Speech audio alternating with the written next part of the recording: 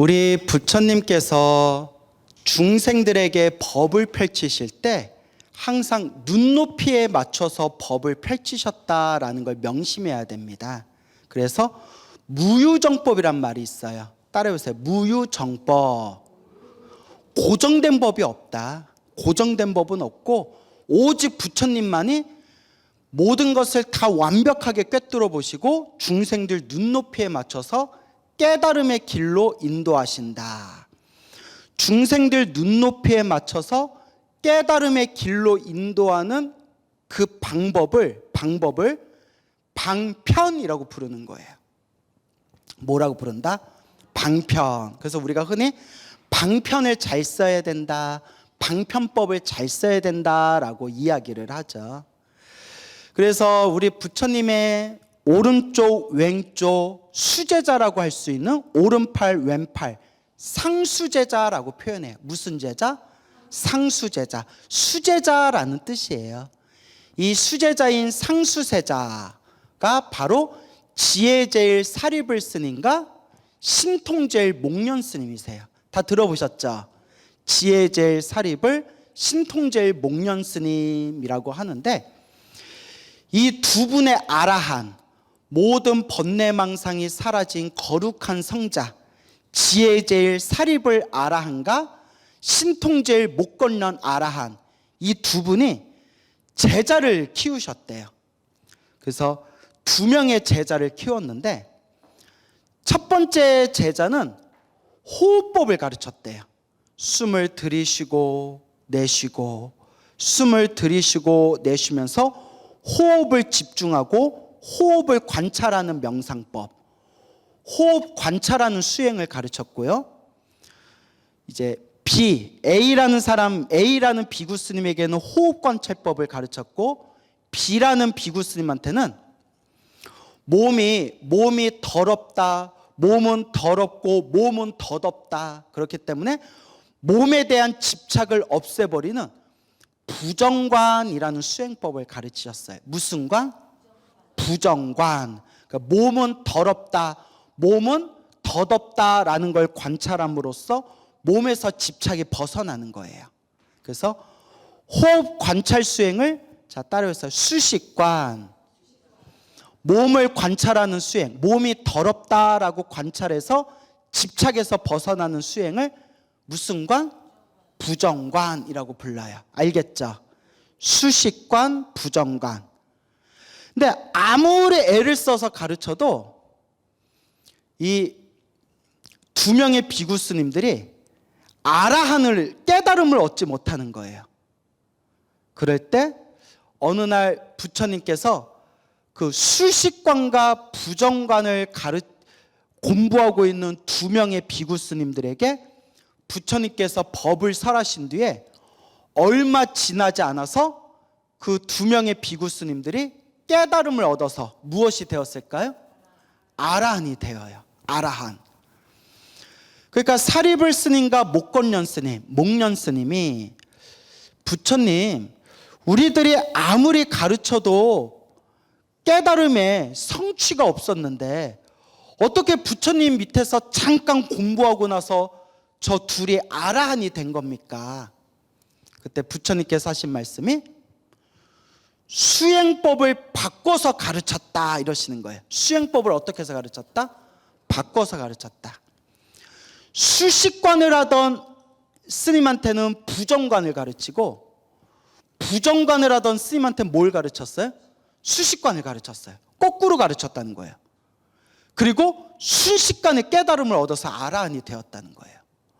부처님, 그게 무슨 차이가 있습니까? 부처님이 하시는 말씀이 저 A라는 비구는 오랜 과거 전생에서부터 세탁소를 운영했대요. 우리말로 하면 무슨 소? 그러니까 더러운 빨래를 자꾸 어떻게 해요? 그렇죠. 빨래를 자꾸, 더러운 빨래를 깨끗하게 닦는 걸 계속, 그게 오랜 과거 전생에서부터 그게 습관이 된 거예요. 그러니까 빨아도 더러워지고, 빨아도 더러워지고, 더러워지면 또 빨고, 더러워지면 또 빨고, 빨았는데 또 더러워지고, 그렇기 때문에 저 A라는 비구 스님은 호흡을 관찰하는 수식관보다 무슨 수행이 더 적합하다? 부정관. 몸은 더럽다. 깨끗한 줄 아는데 몸은 더럽고 더럽기 때문에 더덥고 무상하다. 왜냐하면 수없는 과거 전생에서 다 빨래를 빨아봤으니까 아는 거 아니에요. 빨아도 더럽고 더럽기 때문에 참 더덥구나.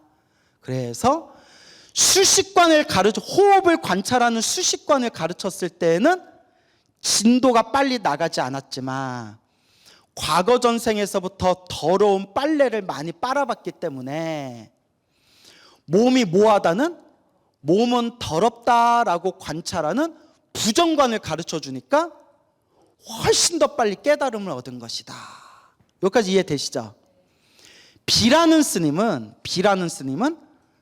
과거 전생에서부터 대장간에서 대장장이었대요. 근데 대장장이들이 꽝꽝 쇠를 두들길 때 뭘 자꾸 넣어야 되죠? 바람을 넣어야 된대요. 바람. 풀무간에서 풀무질할 때 바람 푸시푸시 하면 불이 확 일어나면서 막 그 대장장이가 쇠를 두들긴다는 거예요. 근데 바람이 들어갔다가 빠지고 들어갔다 빠지고 뭐하고 같아요? 수식과 호흡하고 같잖아요. 그렇기 때문에 오랜 과거 전생에서부터 바람을 이용해 불을 일으켜서 쇠를 담근지라는 대장장이었고, 또 쇠를 땅땅 오래 치려면 무슨 조절을 잘해야 될까요? 그렇죠? 호흡 조절이 중요해요. 호흡이 엉클어지면 망치질 오래 못한대요. 내 호흡에 맞춰서 땡땡 망치질을 해야 된대요. 그래서 저 B라는 스님은 몸이 더럽다라는 부정관 수행보다 오랜 과거 전생에서 다 대장장이었기 때문에 무슨 수행이 더 적합하다? 수식관이 더 적합해서 호흡 수행법을 가르쳐 줬더니 빨리 깨달음을 얻게 된 것이다. 이와 같이 사리불이여 목걸년이여 부처는, 열애는 그 중생을 완벽하게 꿰뚫어보고 그 눈높이 수준에 따라서 가장 좋은 방법을 가르쳐준다 라고 하셨습니다. 이게 부처님의 특징이에요. 참 부럽죠. 우리도 딱 부처님 같은 분 있으면 부처님이 무슨 수행해라 하면 딱 그것만 닦으면 되잖아요. 근데 요새 이제 그런 존재가 없어요. 이런 말하면 미안하지만 그렇게 부처님처럼 완벽하게 모든 걸 꿰뚫어 보는 분이 이 시대에는 만날 수 있다 없다? 없으니까 아쉬운 대로 뭐라도 열심히 해라. 예, 기도라도 열심히 해라. 예, 부처님께 갚이 받는 기도라도 열심히 해라. 이렇게 이제 제가 우스개로 얘기를 하죠. 부처님은 중생 수준에 맞춰서 법을 설하신다는 거예요. 그래서 부처님 계율에는 비구 스님은 소박하게 살아야 된다라고 나와요.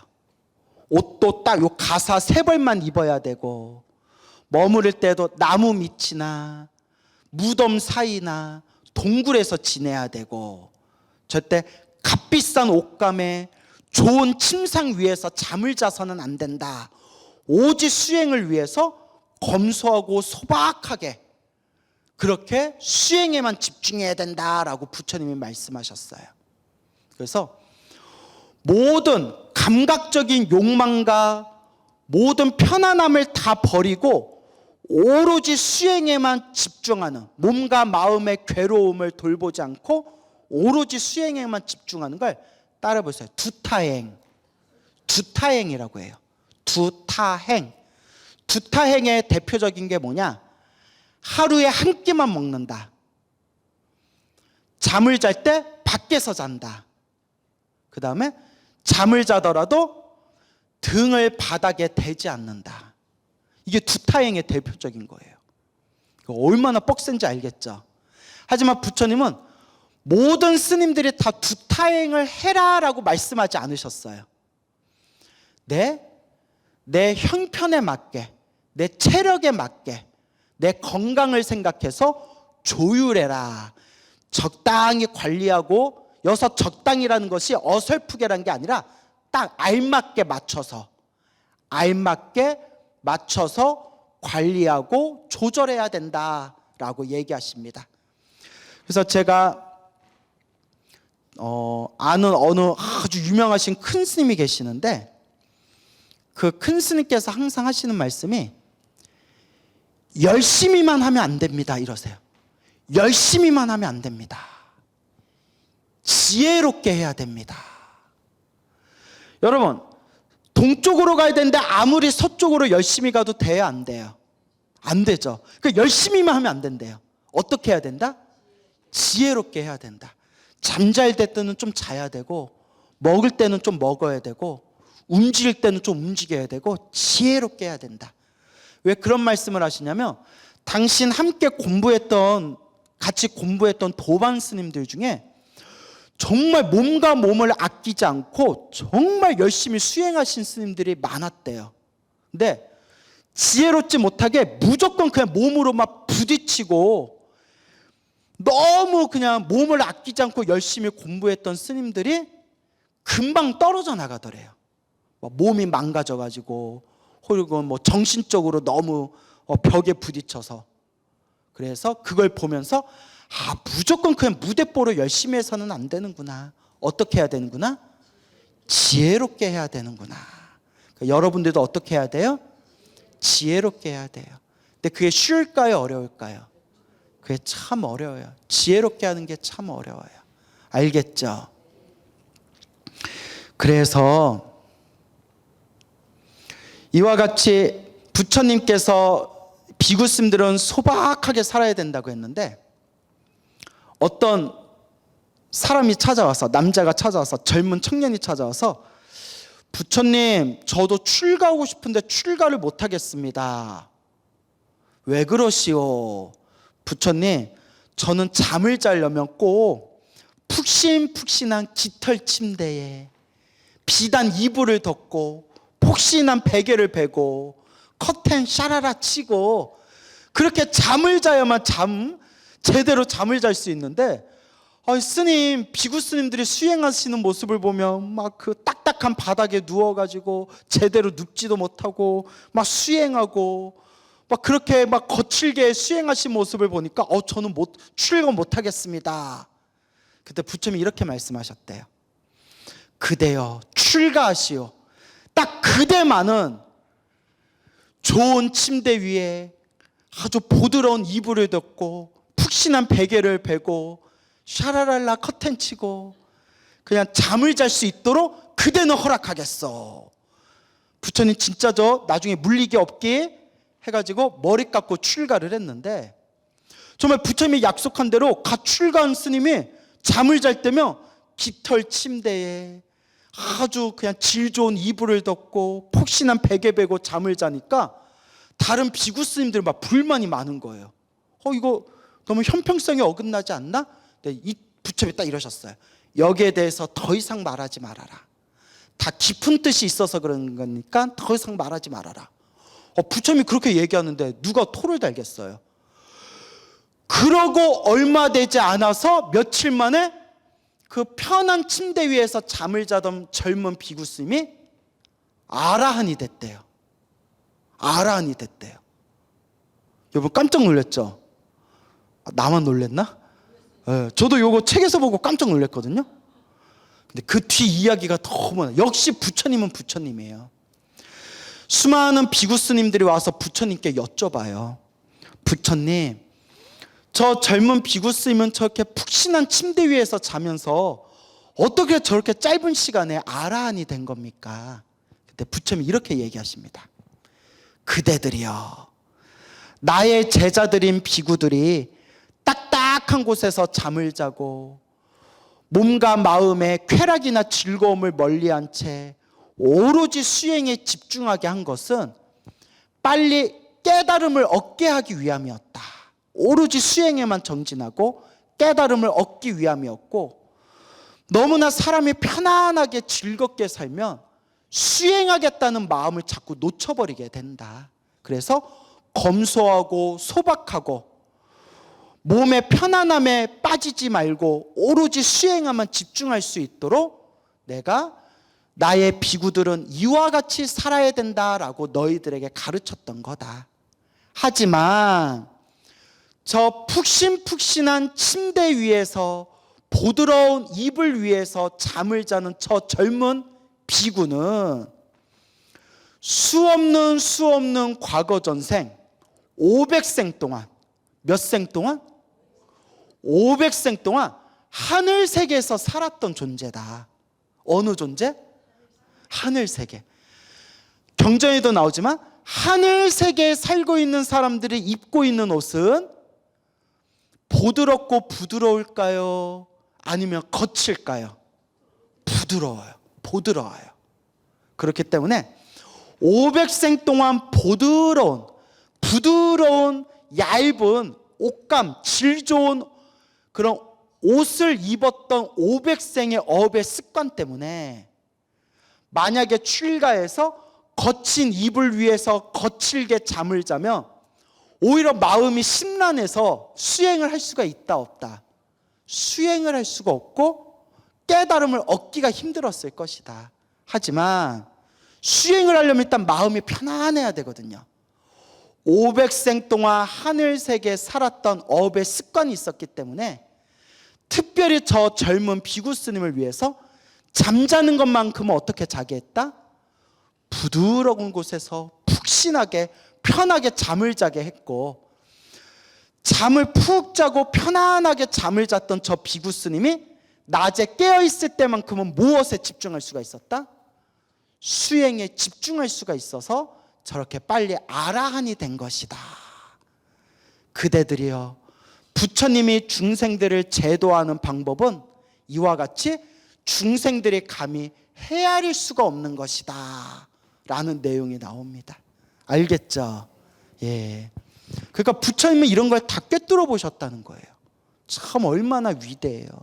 그래서 우리가 살아계신 부처님 시대에 태어나서 살아계신 부처님께 직접 법을 받을 수 있다는 것 자체가 엄청난 공덕이라는 거예요. 하지만 우리는 지금 살아있는 부처님을 뵐 수는 없지만 대신 무엇이라도 의지하고 닦아야 된다? 경전, 부처님의 말씀 경전이라도 우리가 스승으로 믿고 의지하고 닦아야 됩니다. 알겠습니까? 그래서 부처님 당시에 또 어떤 젊은이가 출가하기 위해서 이렇게 절에 왔대요. 저는 머리 깎고 출가해서 부처님 제자가 되고자 합니다. 아, 그러십니까 젊은이요? 부처님 제자가 되려고 하면 머리를 빡빡 깎아서 삭발하고 이렇게 가사, 빨간 붉은 가사 옷을 입고 스님으로서 마땅히 지켜야 할 규칙을 지켜야 됩니다. 스님으로서 지켜야 할 규칙이 무엇입니까? 비구 스님은 250가지를 지켜야 되고 비구니 스님이 지켜야 할 조목은 348가지입니다. 예? 250가지요? 250가지가 뭡니까? 모모가 있고 모모가 있고 모모가 있고 모모가 있고 모모가 있고 모모가 있는데 이 250가지 외에도 밥 먹을 때는 어떻게 먹어야 되고 걸을 때는 어떻게 걸어야 되고 눈은 어떻게 해야 되고 말할 때는 어떻게 해야 되고 잠잘 때는 어떻게 해야 되고 이런 나머지 세부사항도 있습니다. 그 순간 그 젊은이가 깜짝 놀라면서 나 안 하렵니다. 못 하렵니다. 뭔 부처님 제자 되려다가 아주 그냥 못하겠습니다 하고 절 밖으로 나오려는데 부처님을 딱 마주치게 돼요. 그러니까 이미 부처님은 다 알고 계신 거예요. 젊은이여, 어쩐 일로 이 사원에 왔다가 왜 지금 바로 돌아가십니까? 부처님, 내가 부처님 제자 되려고 머리 깎고 출가하려고 그러는데 뭔 지켜야 될 게 그렇게 많습니까? 250가지를 지켜야 되는데 250가지 플러스 1 플러스 1도 아니고 뭐도 지켜야 되고 뭐도 해야 되고 뭐도 해야 되고 나 도저히 못하겠습니다. 그 부처님이 잠깐만 나를 따라오시오. 전생에 얼마나 복을 많이 줬으면 부처님한테 1대1 지금 교육받는 거예요. 상담받는 거예요. 1대1 상담.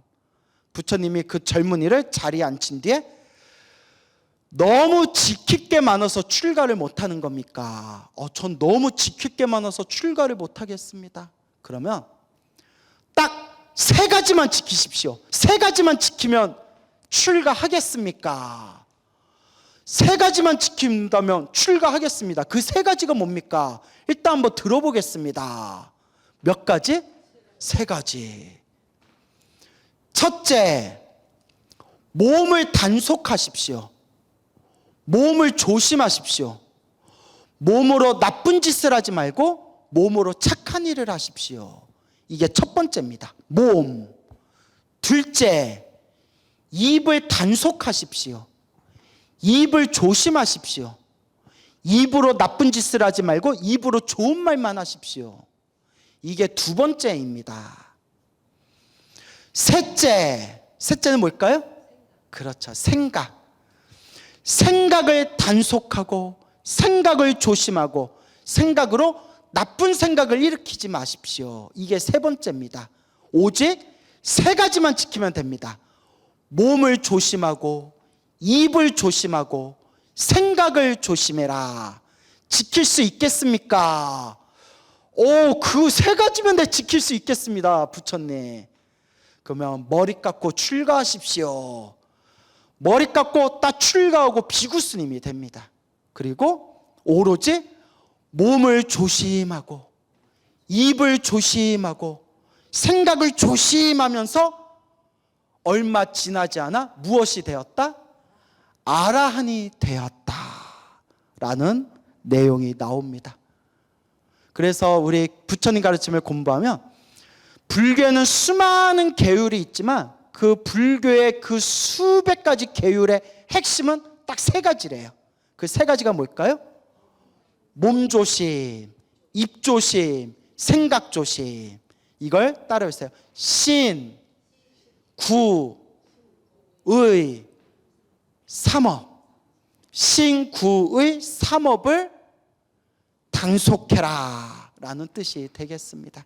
근데 이거 여러분 겁나 어려워요. 정말 어려워요. 그래서 우리가 시박참회라고 있죠. 살생중재, 금일참회, 투도중재, 금일참회, 사음중재, 금일참회 나오죠. 이 시박참회 반대가 바로 십선이에요. 무슨 선? 살생하지 않겠습니다. 도둑질하지 않겠습니다. 사음하지 않겠습니다. 이렇게 10가지 착한 일을 하겠습니다. 이게 십선이에요. 시박의 반대가 십선이에요. 알겠죠?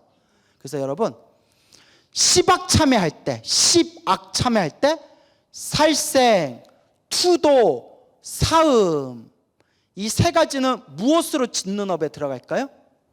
그렇죠. 몸으로 짓는 업에 들어가요. 살생, 투도, 도둑질, 사음, 삿된 음란한 짓 이 세 가지는 몸으로 짓는 업에 들어가고요. 그 다음에 뭐예요, 여러분? 망어, 기어, 양설, 악구, 망어, 거짓말하고, 기어, 꾸미는 말, 아첨하고 꾸미는 말, 양설, 이간질하는 말, 악구, 악설, 욕하는 거. 이 네 가지는 무엇으로 지은 업에 들어갈까요? 입으로 지은 업에 들어가고요. 그렇죠? 생각으로 지은 업은 탐, 진, 치. 탐욕의 마음, 성냄의 마음, 어리석음의 마음. 이거는 어디에 들어가는 거예요? 생각에 들어가는 거예요. 그래서 신구의 삼업을 조심해라, 항상 단속해라 라고 이야기하는 겁니다. 아시겠습니까? 그래서 우리는 이 신구의 삼업을 10가지의 업으로 나누면 살생에서부터 탐진치에 이르기까지 10가지 업이 있고요. 살생, 투도, 사음, 망어, 기어, 양설, 악구, 탐, 진, 치 10가지가 있고요. 이 10가지를 다시 딱 5가지로 다시 줄일 수가 있어요. 그게 뭘까요? 5개. 무슨 개? 살도, 음망주. 자, 따라해보세요. 그냥 살도, 음망주. 살도, 음망주. 이렇게 외우시면 편해요. 살도, 음망주. 살은 뭐겠어요? 뭐 하지 마라? 살생하지 말라. 도는 뭐겠어요? 도둑질하지 말라. 음은 뭐겠어요? 음란한 짓을 하지 말라. 망은 뭐겠어요? 망. 허망한 말을 하지 말라. 그래서 우린 거짓말하지 말라 그러죠? 허망한 말을 하지 말라. 주는 뭐겠어요? 술을 포함해서 정신을 흐리게 하는 것을 가까이 하지 말아라. 어느 신도가 있었는데 이거는 우리가 반성해야 되는 거예요. 막 제 앞에서 막 뭐 자랑을 하더라고요. 저는 누구 큰 스님 밑에서 공부했고, 어느 스님 강의도 많이 들었고, 유명한 스님들 많이 만나봤고, 금강경도 공부했고, 법화경도 공부했고, 제가 불교대학도 엄청 오래 다녔고 막 그래요. 좀 적당히 해야 들어주는데 뭐 자랑하듯이 얘기하더라고요. 그래서 처음에 아유 대단하십니다 대단하십니다 하다가 제가 물어봤어요. 뭐 얘기하다가 보살님 근데 5개가 뭐죠? 대답을 제대로 했을까요 못했을까요? 네.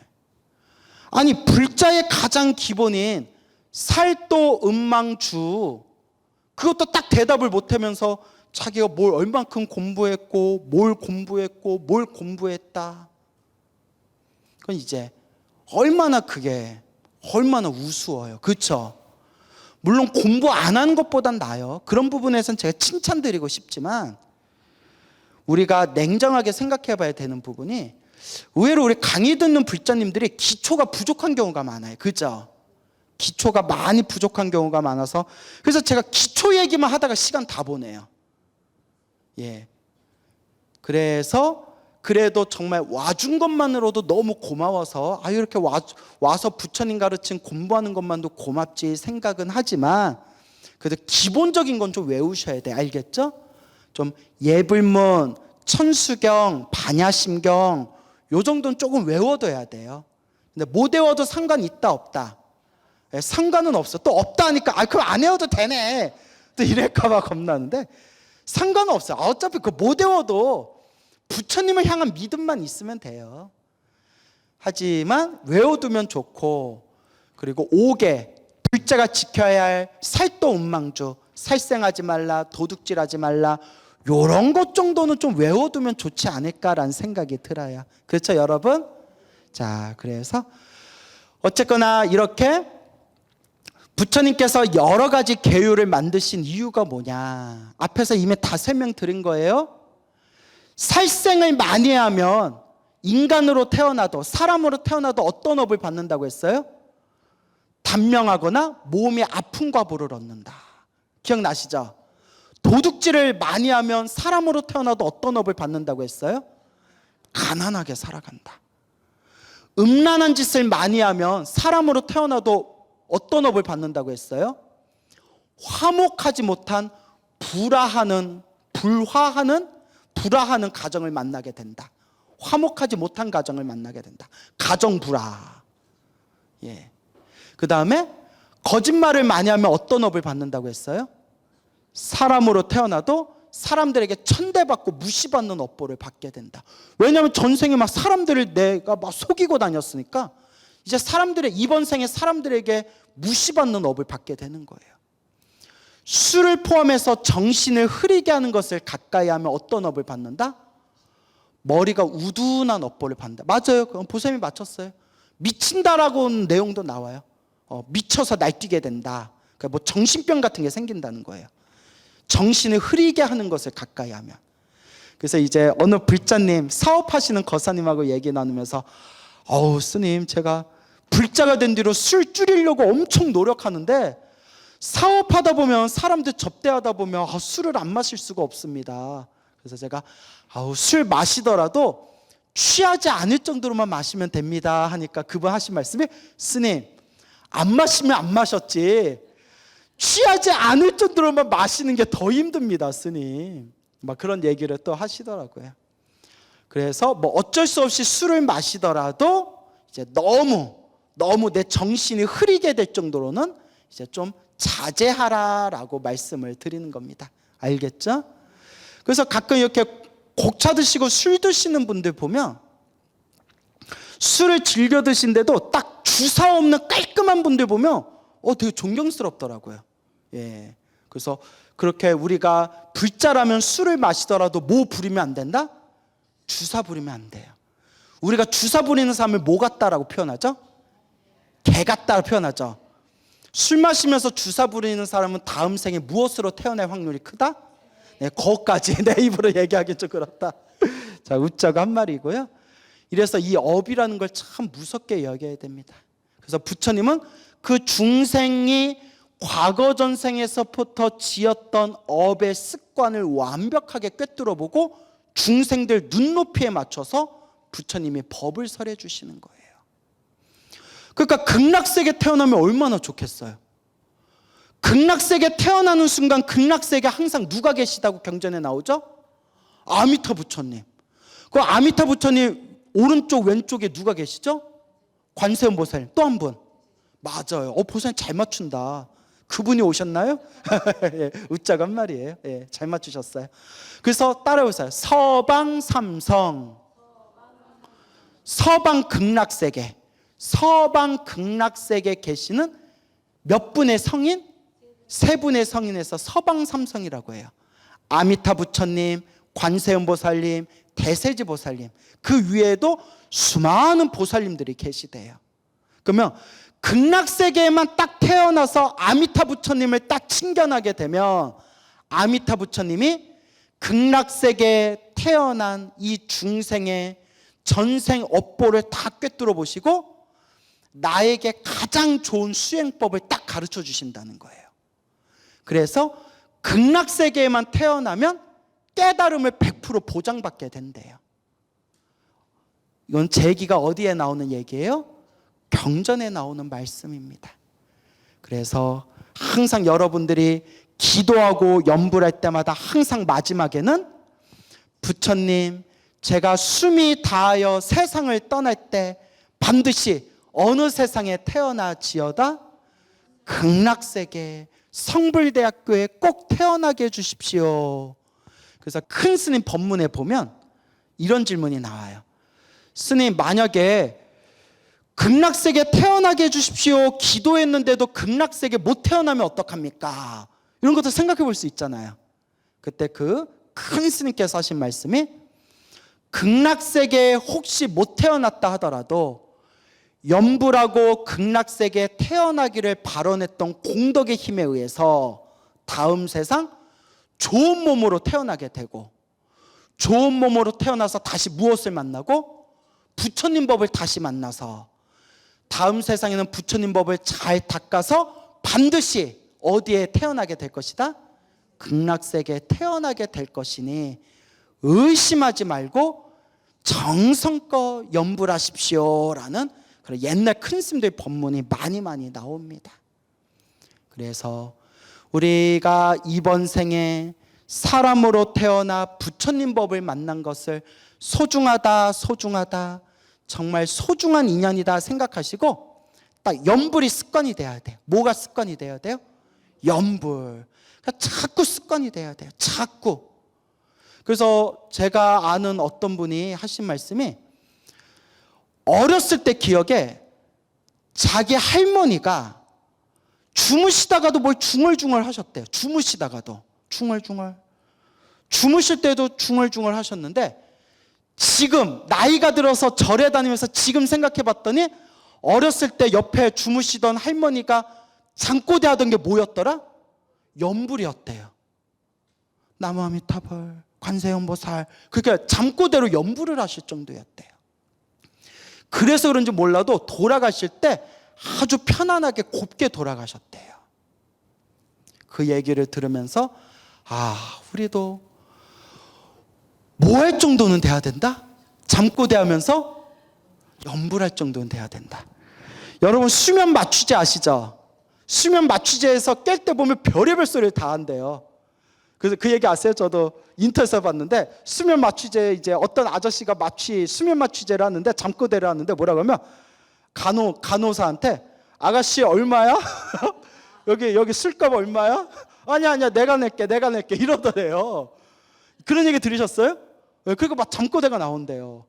근데 스님이 저도 만약에 위내시경 대장내시경 하면 저도 잠꼬대 할 때 뭐라고 딱 잠꼬대야 멋있어요. 나무 아미타불. 이래야 잠꼬대야 멋있지. 수면 맞추기서 잠꼬대 때 여기 떡볶이 1인분 추가요 이러면 얼마나 창피해요. 자, 웃자고 한 말이에요. 그래서 무엇이 습관이 돼야 된다? 늘 염불이, 기도가 습관이 돼야 된다라는 걸 명심하시기 바랍니다. 알겠죠? 예, 오늘 여기서 마치겠습니다.